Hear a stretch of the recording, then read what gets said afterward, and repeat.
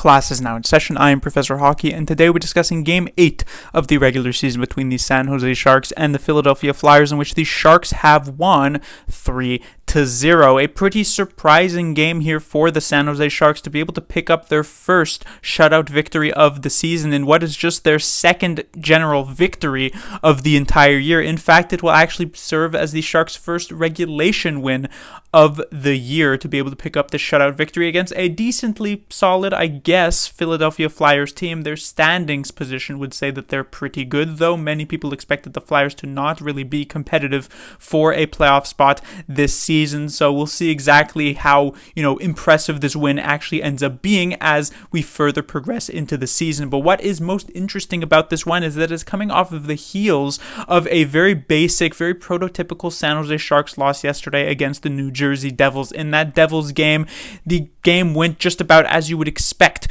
from the Sharks this season. The first period was pretty decent. The second period was an absolute collapse. And the third period, the San Jose Sharks did very little, basically nothing, in fact, to get themselves back into that game. Here today, things shifted pretty heavily. The first period was actually the one where nothing really happened. The Sharks had a couple of decent chances, including a Barabanov opportunity where he got sort of a partial breakaway and missed the net on his shot.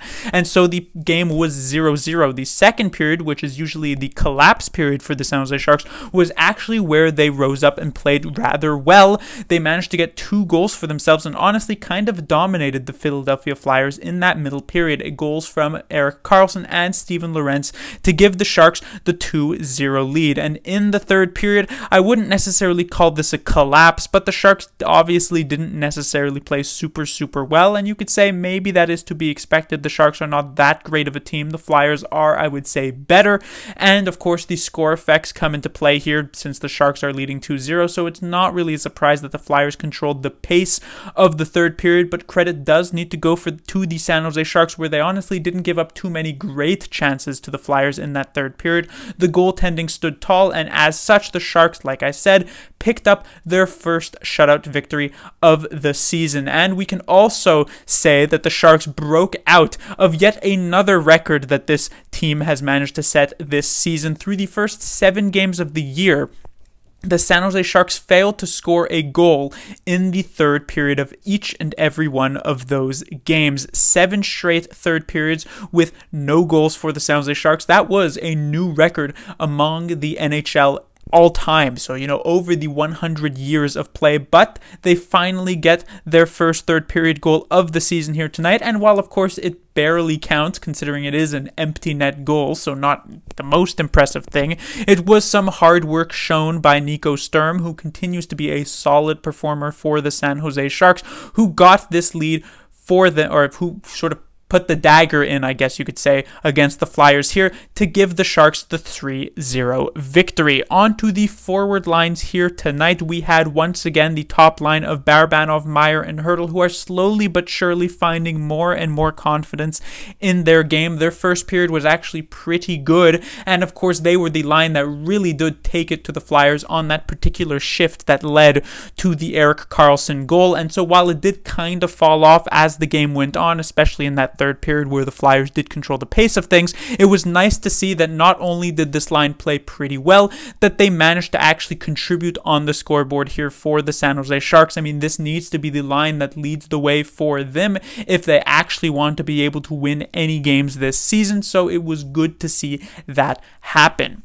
On to the second line, however, I mentioned them as the probably worst line for the San Jose Sharks yesterday against the New Jersey Devils, and that remains to be the case here today against the Philadelphia Flyers. I mean, it is just an absolute lost cause of a line, it does seem. We got to the substitution of Nick Bonino. He went out of the lineup in for Noah Gregor comes in here onto this second line. I do not know whether or not this is an injury to Bonino or if he actually got healthy scratched. My money, since Bonino did seem to get banged up at the end of that Devils game yesterday, my money is that Bonino is indeed injured for this one, banged up, didn't want to play here on this back-to-back.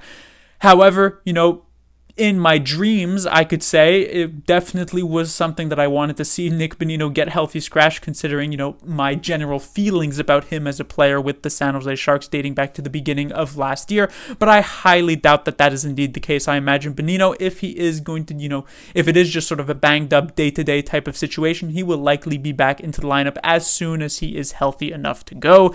But to say the second line here for the San Jose Sharks is just an absolute disaster. Something more really needs to be done here if they want to shake that up. And just going to mention here, completely off topic, but the San Jose Barracuda were indeed playing today as well, and Thomas Bordeleau scored his third goal of the season for them. So just throwing that out there as a random unrelated statistic, but maybe there could be some possible recourses that the Sharks could take to shore up this second line that currently is doing very little to absolutely nothing for the Sharks and is actually more of a liability.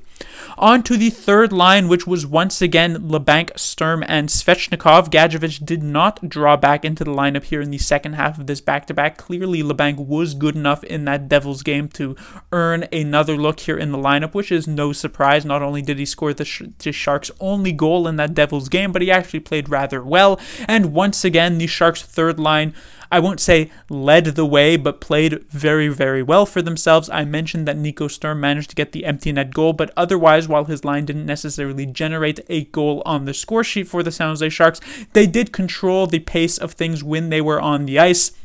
Nico Sturm continues to be the absolute best pickup by Mike Grier in this past offseason, when many of the other players that he went and signed have been disappointing, to say the least. Svechnikov, actually, I should mention, was also actually a solid pickup for the San Jose Sharks. It really didn't seem as though Svechnikov was going to make much of an impact for them, was signed near the end of the offseason. I thought it was going to just be as like an AHL type of player, borderline like 13th or 14th forward, but he has done a decent enough job of securing a spot for himself in the lineup here for the San Jose Sharks. Not too bad of a performance from him. And then, of course, Kevin Labanc, maybe not as amazing, or actually I shouldn't even use the word amazing, maybe not at the same level as he was at yesterday against the Devils, but still rather solid, and I suspect he can still hold his spot in the lineup, as opposed to, of course, Noah Gregor on the second line, who I expect will likely be taken out once again.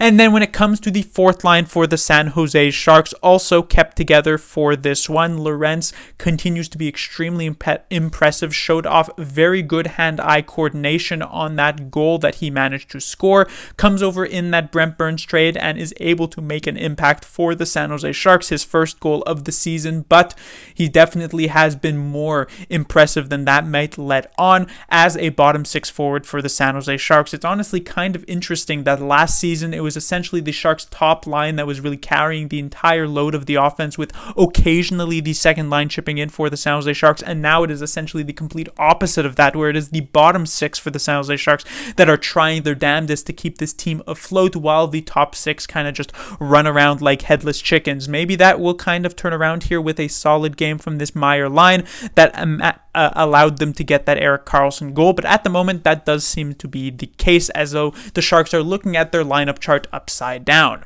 On the defensive side of things, we of course once again had Erik Karlsson lead the way, and I mentioned at the start of the season that it was essentially going to be the Erik Karlsson show on the back end, because the rest of the defensive core was not impressive, to say the least, besides maybe of course Mario Ferraro, because Vlasic, Benning, Megna, Shemek, or Scott Harrington, God forbid, when he's in the lineup, doesn't necessarily give the most confidence. So it's not a surprise that I'm going to be talking about Erik Karlsson a lot this season. And once again, he has a marvelous game here for the San Jose Sharks. Got them on the board, got them that first goal of the game.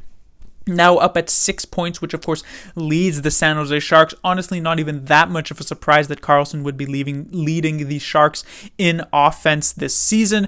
It is sort of a passing of the torch type of moment, because Brent Burns for multiple years, the 15-16 season, 16-17, and 17-18, if I'm not mistaken, and I believe even 18-19, Brent Burns actually led the San Jose Sharks in terms of points. And so now, with Burns gone, Erik Karlsson taking up that mantle, currently leads the San Jose Sharks in points. We will see if that actually continues to last or not, but it was a very good game for himself. And otherwise, the defense while there were a couple of scares, was relatively solid. And then when it comes to the goaltending, what I have Kähkönen written here, but it was not Kähkönen in between the pipes. It was James Reimer here on the second half of a back-to-back, so no surprise there, even after the great performance from Kähkönen against the Devils. And Reimer played a very, very solid game. It's not as though he had to make insane, save of the week, save of the year type of moments, but he definitely was solid in a game with average goaltending. The Sharks probably give up a couple of goals in this one, but Reimer, as he has been for much of this season, manages to get the Sharks their victory here. So even though their offense was still not so great, only managing the 2 goals here on the game, which is technically above average, unfortunately, for the Sharks this season, it was enough to get the win. But that will do it for this review. The Sharks will be back in action in a couple of days on Tuesday. And now with 2 wins in their past 3 games, maybe the sky is the limit for the San Jose Sharks, or maybe more expectedly, they'll fall back down once again, and I'm sure many people are hoping that that is actually going to be the case. At the moment, the Sharks and Sharks fans might not be hoping that they're actually going to win that many games, as we know just how strong the 2023 draft is this year. Class dismissed.